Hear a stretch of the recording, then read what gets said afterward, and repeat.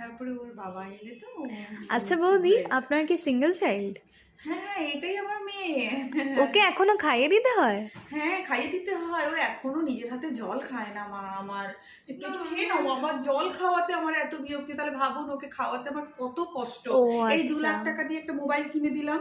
ও সারাক্ষণ রুমে দরজা বন্ধ করে পড়াশুনো করে আস্তে আস্তে।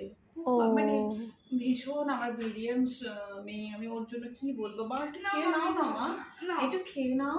শোনো মা, খেয়ে নাও। খেয়ে নিতে হয়। কি বলি বলুন তো?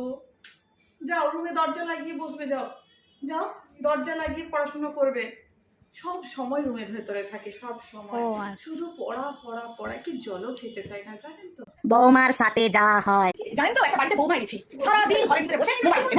বাইরে কিছু শিখে আসে না, কিছু শিখে আসে। আমি বাচ্চা দিয়ে গেছে, আমাকে জ্বালাবে বলে, আমাকে জ্বালাবে বলে। বলি বাবা মাকে কিছু শেখায়নি, ঘরের ভেতরে কি বসে থাকে? হ্যাঁ, বৌমা হয়েছে কাজ বাজ করবে না।